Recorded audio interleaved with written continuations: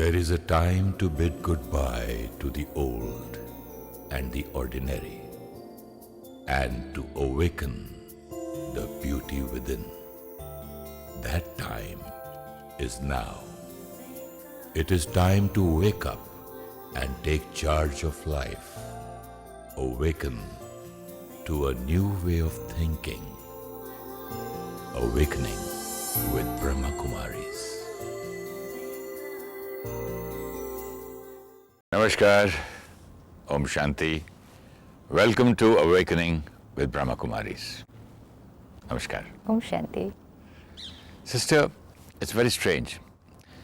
We've been speaking about so many things like love, peace, stability, and I have been receiving emails and mails and some nice small write-ups from Brahma Kumaris.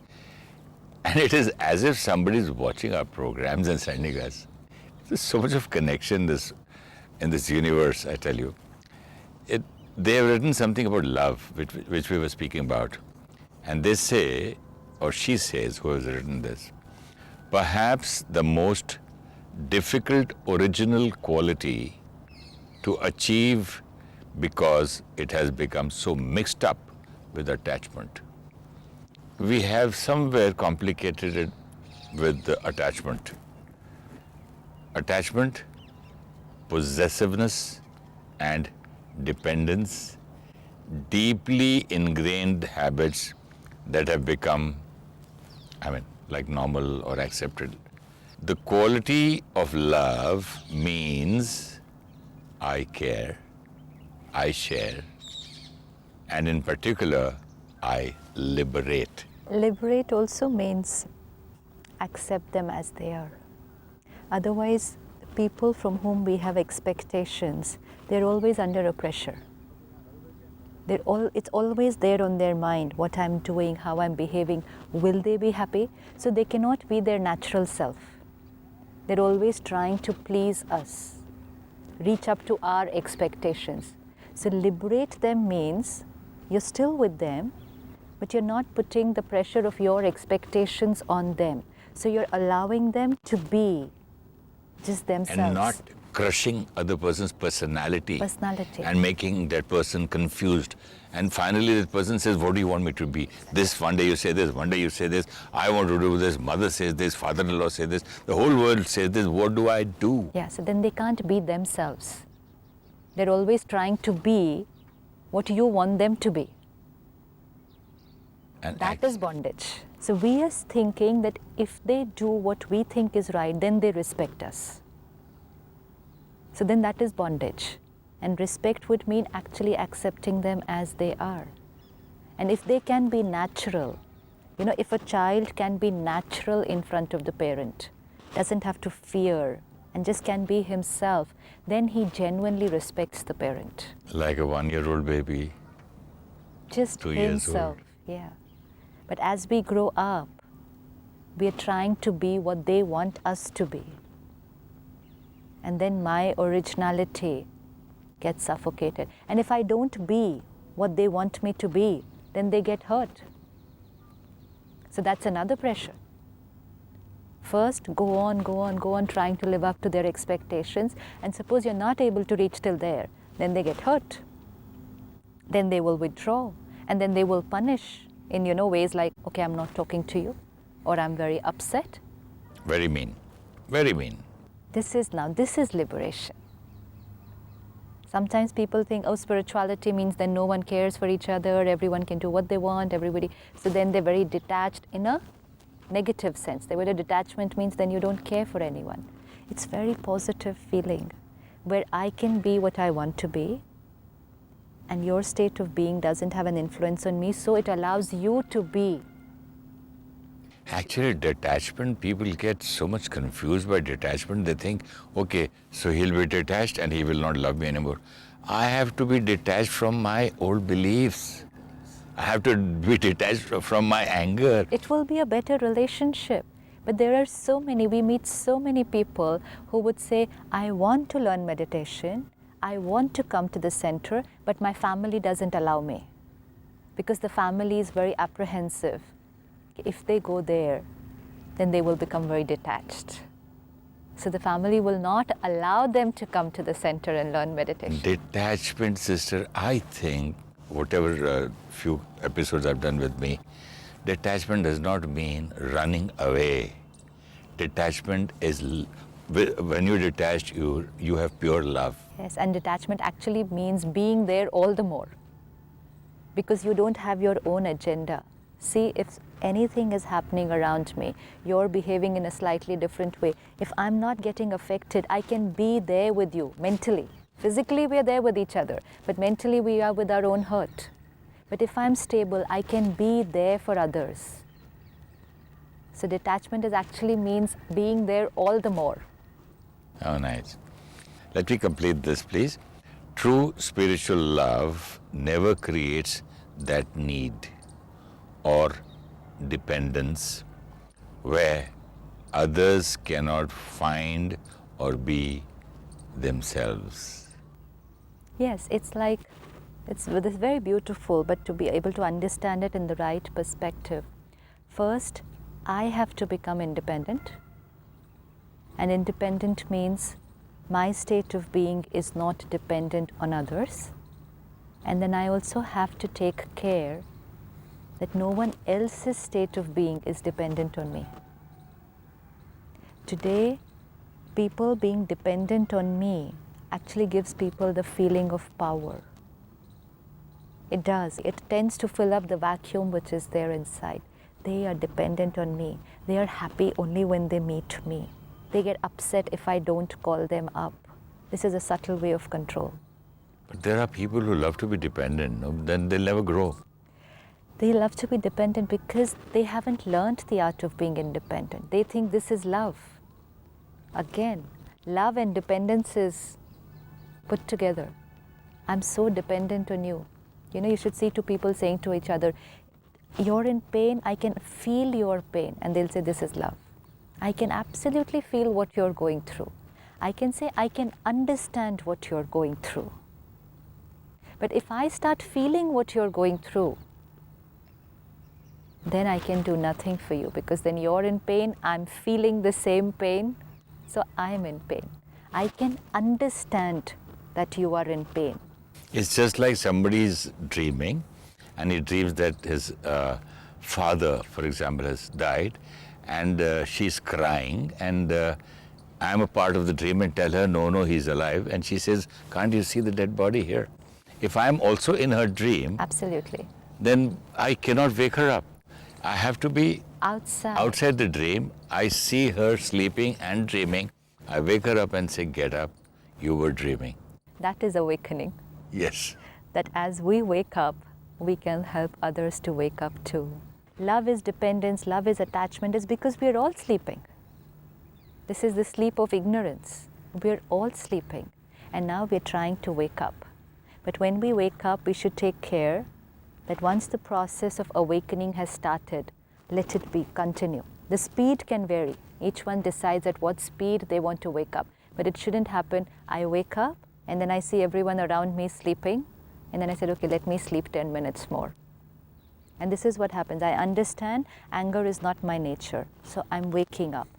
And then I go out into the world and I see everybody using that weapon, and I say, everyone's using anger. How is it possible to be without it? And I go to sleep again. So wake up. Even if people around us are not using the same belief system, let me wake up. My waking up Will wake up others too. Yes, I don't have to wake them up. That's again a clarity. Let me not go around telling other people to wake up. They'll watch, they'll look at the difference in you, they'll watch you, they'll be inspired. It's no? like at home in the morning. If one person wakes up, doesn't need to wake up everyone else, but his waking up makes noise.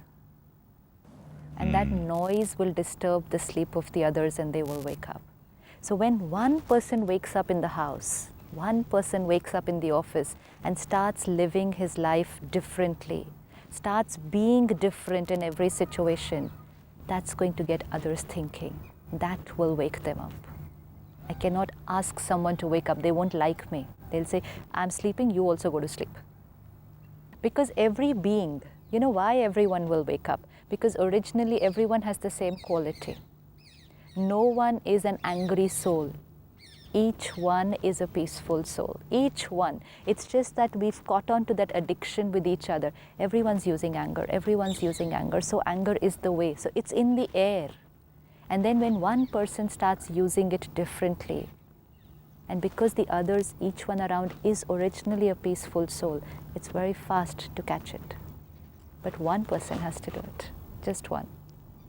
So we all take the responsibility. Each one of us today needs to take up the responsibility. I will be that one. And wake up. So everybody wakes up turn by turn. Absolutely. One person changes, just that one person will create a difference in the house. And then gradually others will. And even if, even if others don't do anything, just one person changes can change the house. I agree with you. Yesterday I had one more thing. I'm very proud of it also. Sure. I had an old belief, about 30 years old belief, that if it is very, very cold, it's must be about 12, 13 degrees now Yesterday? No, in the lesser night. than that. Lesser than that. 10, 8, 9. I had an old belief that if it is cold, you have to have either brandy or some kind of a Scotch whiskey or something, and eat a lot of non-vegetarian food to keep you warm, and you cannot sleep hungry. So I had just a cup of milk last night, and I just saw that I slept better. I woke up fresh. I did not feel hungry in the night. I did not feel the necessity of an alcohol or a non-vegetarian food, and I did not feel cold. And I woke up at 3:45 in the morning, went for for the meditation in ORC, and I came back. I didn't go to sleep. I went 6:15 again back after a bath for the Murli. And I'm feeling fresh. Perfect. And I'm feeling better. This is experiment. Experiment, experience becomes the truth. Old belief. Finished. Have you ever seen in a circus, there are these huge elephants standing in the circus, but the one leg is tied to a rope, that's all. That's all. That's how they stand in the circus, and they're standing there for years. No one ever thought, how come such a huge elephant, just one rope with one leg? The reason? They got into the circus when they're baby elephants, and they're tied like that. And at that time, they really try to break free. They try, but at that size, they're not able to break free. After that, they stop trying because the belief system is that this doesn't break. And when they're so huge, they just have to move once and it will break. They don't try. Same with us. Old belief systems got from here, there, from everyone, heard, put inside. We're not even trying to break the rope. But is this also called your comfort zone? Yeah, but who creates the comfort zone? Who creates the comfort zone? That's the question mark. I created my comfort zone. So I have the power to expand it how much ever I want, because the expansion is here. The comfort zone is not outside. My comfort zone is inside. And that's unlimited. So I just need to go on expanding it. There is not a single belief system which cannot be challenged. Anything that I've heard from anywhere, I can challenge it. Challenge it, and try it. It will work. I just showed you my 30 years old experience. Yes, it's the mind over the body. If the mind creates a thought, I will feel hungry in the middle of the night, the body will say, wake up. But if the mind creates the thought, I'm absolutely fine. I'm going to wake up directly at 4 now. Just go to sleep. 2 cups of milk, sister, yesterday. So, The happiest man on earth. yeah. And I slept so light and my sleep was good. I woke up exactly on time. I woke up fresh without any hangover. And all this was happening for pleasure, no the hangover. See, we never think what we're doing. Why are we consuming all the substances? It's only for pleasure. And that extra food which would have been not digested in my stomach, that non-vegetarian within me and that toxin. In Hindi, there's a very beautiful sentence which says, Jaisa anna, vaisa man. As the food, so will be the mind. If you want to have a pure mind, a very high energy state of being, then the food will also have to be very high energy food. Naturally, high because vibrations. if you have a glass of beer, you feel sleepy or drowsy, and if you have too much of lassi or buttermilk, then you feel a little sleepy. And if you eat too much of oily stuff or biryanis kind of a thing, you feel dull. It does matter, but that beyond is another that, that is another thing. this is if only you're- physical. Yeah, if you're heavy food, if it's very fattening food, that's a different thing. But if it's negative energy food, oh, the tamas and the rajo and the sattvic. sattvic food. Of course, we've been hearing a lot about non-veg not being very healthy for the body, but at the Brahma Kumaris we understand it's not healthy for the mind. It's not healthy for the body, yes, but not healthy also for the mind, because the vibrations that are there with that food, it's the vibrations of someone who approached death, was slaughtered, was trapped, kept in captivity, and then knew he was going to be killed. Intuition is there, no? No, you can see it. You know what's happening. And Yeah, then they what see about, the fellow animals to be and being killed in front of and them. what about the last scene when he's going to be killed, that animal? He knows he's going to be killed that time. The fear. Yes, the fear, The pain. the hatred, the anxiety, those are thoughts. Thoughts will affect hormones. Those hormones are in the body. You kill the animal. Those are the last hormones in that body, in that flesh. And then now eat it. So you're not consuming just the flesh, but you're also consuming those vibrations which were created in the last stage, just before the animal was killed. Unhappy energy, the hate energy, energy full of hate, anxiety. fear, pain. And I don't know if the animal forgives you or not. It's not about, see, again, we don't even have to think of it on a philosophical level, just think of it on a scientific level. Let's put ourselves there. I am going to be slaughtered. I'm there, tied in chains, kept there in captivity for so many days, and I'm going to be slaughtered. So what's the thought going on? That's the thought going on in that animal. And then last minute I can see, okay, I'm going to be killed like this. What's the thought? What's the energy? What's the vibration? What are the hormones? And then we consume that in the name of pleasure. At least a man who's going to be hanged, he has done some, he calls it punishment. But why is an animal being punished, hanged or killed to death? If I really want to experience happiness, I cannot put these negative vibrations into myself. There's anyways enough everywhere around. But this is something that's going into me directly. So we really, really need to take care of this. That if I want pure mind, I will have to consume pure food. It has a very, very deep effect, very deep. Even if we take care of this little thing, it helps. You know something? You remind me of my childhood when my mother used to say that today is your exam beta. Eat this little khichdi and little this much and little of ghee. Don't eat too much because I want your mind to be fresh. Because then your paper, you'll do it well. High energy food. And at the Brahma Kumaris, we understand it even one step further, that vegetarian is sattvic, yes, but just vegetarian is not enough. The state of the mind while cooking that food. The state of the mind while cooking, the state of the mind while eating. While eating. And while serving. Yes, everything matters. But very important state of the mind while cooking the food, first step. I think 99.9% of people either are on telephones or talking or signing checks while eating, or most of them Watching are TV. watching television. Or if they're having, because... Or arguments, or Yes. fighting over something. Yes, so let's take care of these two steps. When I cook the food and when I eat my food. 10 minutes it is all that it takes to have a meal. Doesn't take more than that. That state of mind while consuming the food will decide what kind of energy I'm going to be creating after that. Normally people will say meal time is the time when everyone sits together because we hardly meet during the whole day then. But then if we are sitting together, let the conversation only be pleasant, beautiful. Or play good music. Yeah, it shouldn't be discussing the problems of the house. It shouldn't be discussing all the challenges anyone in the family member is facing. And it definitely shouldn't be having any difference of opinion and argument on the dining table. Definitely not. It's better not to eat.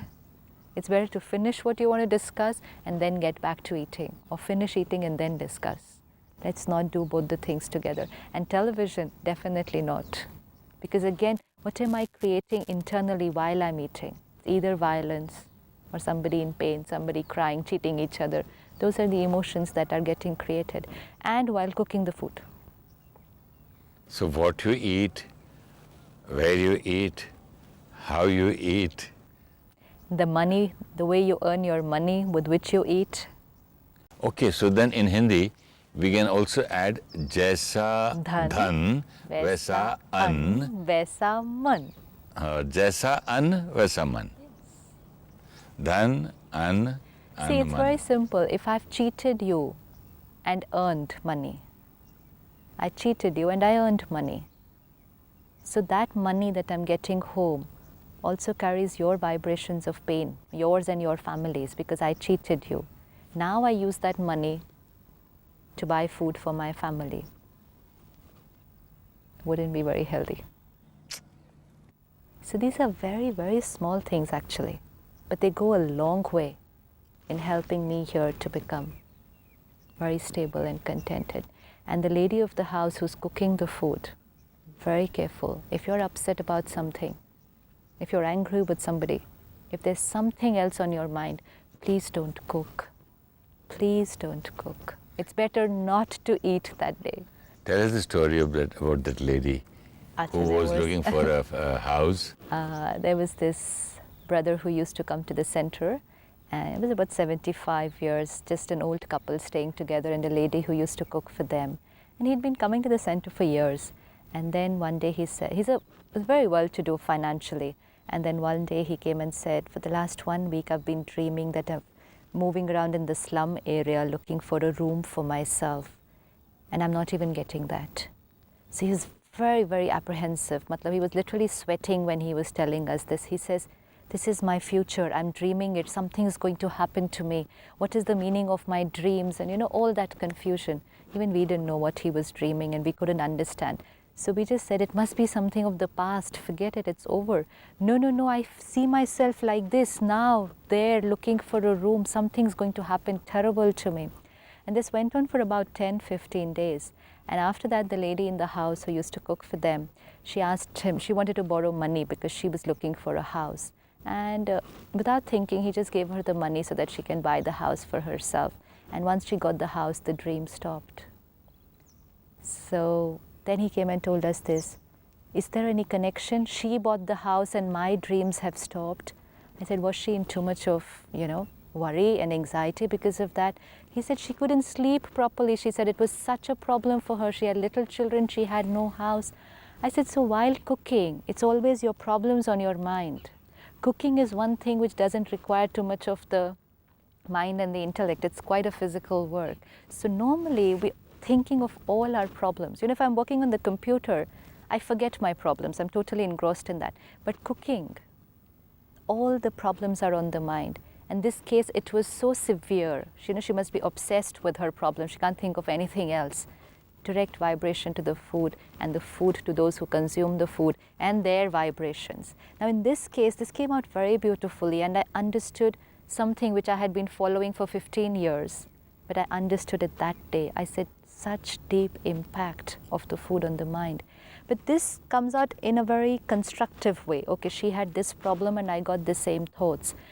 But it might not be always very constructive. But if I'm angry while I'm cooking, then vibrations of anger are consumed by those who are eating. If I'm upset, vibrations are consumed by those who are eating.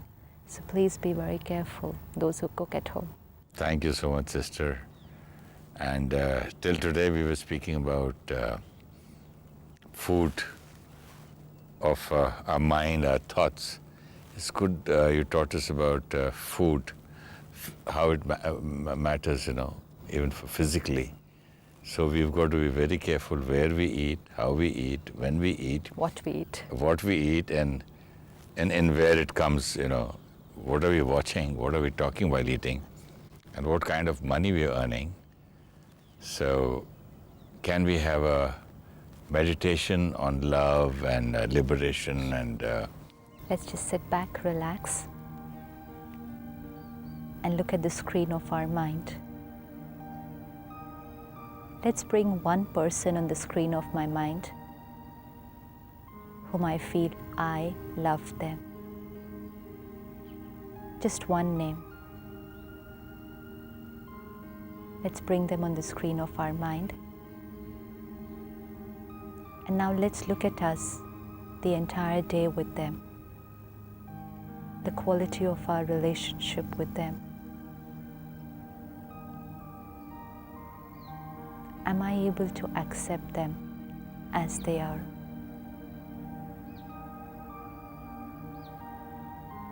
Every act, every behavior, every word. How does it influence me?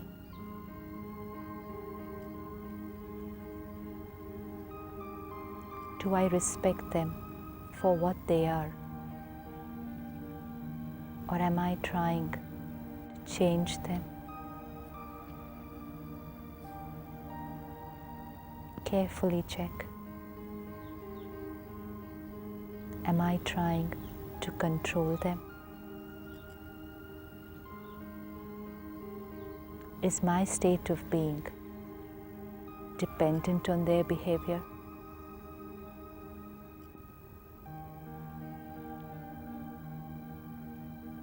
Today, I remind myself again, I do not possess them. I'm not dependent on them, but I love them. I accept them as they are. When I'm with them, I can be who I am. I can just be myself. And I let them be who they are.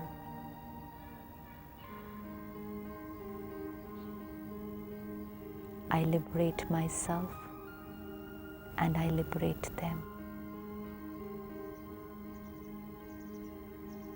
This is true love. Unconditional, selfless, benevolent.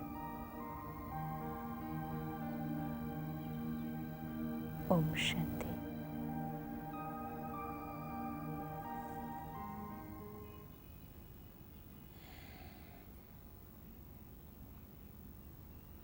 Om Shanti.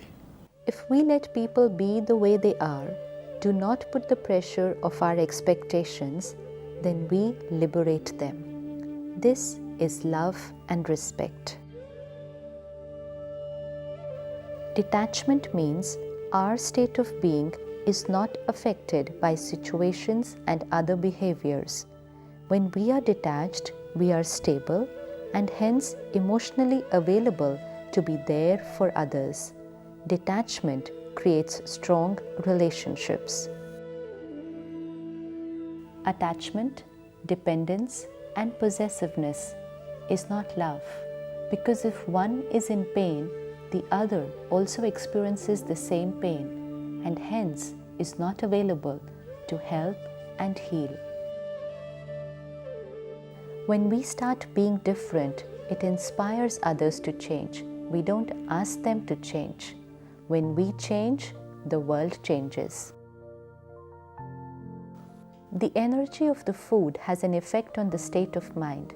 So to create pure and positive thoughts, we should consume sattvic food, that is vegetarian, fresh food prepared in a pure state of mind and clean environment.